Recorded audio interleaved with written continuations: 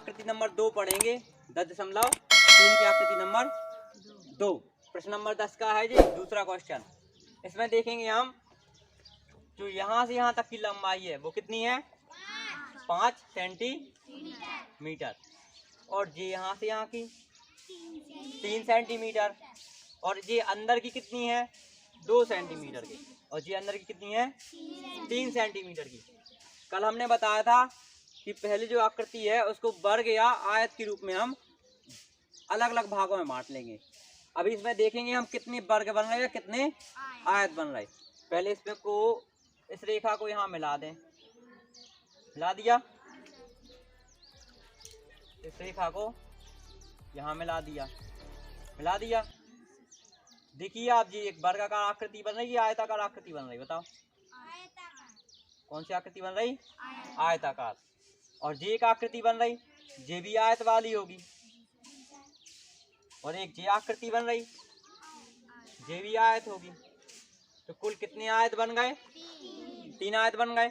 हमें कितने आयतों के क्षेत्रफल निकालने पड़ेंगे 3 आयतों के। आयत का क्षेत्रफल का सूत्र पता है आप लोगों को क्या होता है लंबाई गुणित चौड़ाई। अब हमें प्रत्येक आयत के लिए भुजाएं देखनी है। इसको 1 नंबर ले लो, इसको 2 नंबर ले लो, इसको 3 नंबर ले लो। पहले आयत में जी देखो ये क्या है चौड़ाई और ये क्या है लंबाई। लंबाई कितनी होगी इसकी ये 3 है तो ये कितनी होगी 3 होगी। चौड़ाई जी है ये 1 है तो चौड़ाई कितनी होगी 1। क्या लिखेंगे हम पहले आयत में, पहले आयत में क्या क्या लिखेंगे लंबाई कितनी है 3 सेंटीमीटर, चौड़ाई कितनी है 1 सेंटीमीटर। क्षेत्रफल क्या हो जाएगा लंबाई गुणित चौड़ाई 3 गुणित 1 3 एकम 3 वर्ग सेंटीमीटर, वर्ग सेंटीमीटर। पहले आयत का क्षेत्रफल आ गया 3 वर्ग सेंटीमीटर। अब इसके बाद हम दूसरे आयत का क्षेत्रफल निकालेंगे।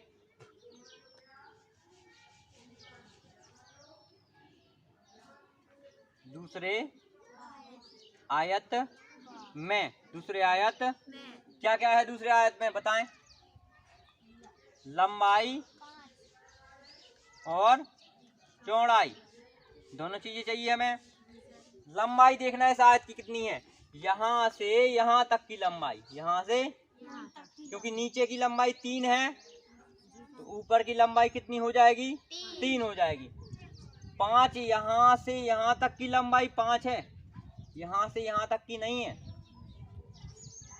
एक यहाँ की और एक यहाँ की दोनों तरफ की कम हो जाएगी।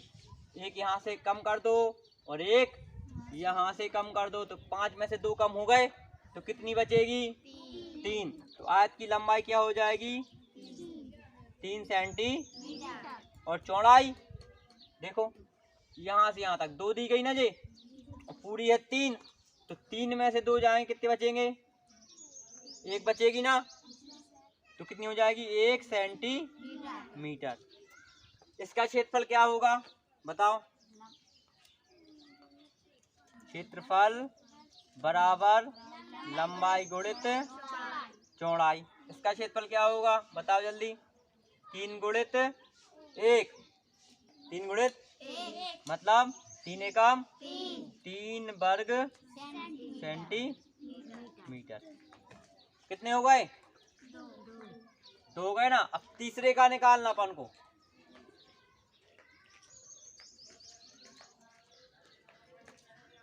तीसरे आयत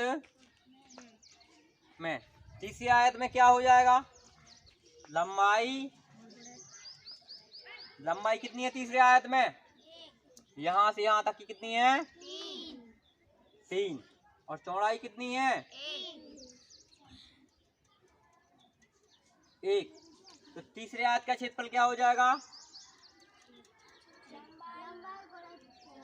क्षेत्रफल बराबर लंबाई गुणित चौड़ाई। 3 गुणित 1, 3 एकम 3, क्या आ गया 3 वर्ग सेंटीमीटर। जैसे वर्ग सेंटीमीटर बड़ा पड़ जाए लिखने के लिए तो सेंटीमीटर लिख के उसके ऊपर 2 की घात लिख दो तो हो गया वर्ग, या अंग्रेजी में लिख दो सेंटीमीटर का स्क्वायर। हो गया। कितने आ गए? पहला का 3, दूसरे का तीसरे का, तो तीनों आयतों का कुल क्षेत्रफल बराबर 3 धन 3 धन 3, 3 3 6 3 9 9 वर्ग सेंटीमीटर, 9 वर्ग सेंटीमीटर। आगे बात समझ में बन जाएगा आपसे।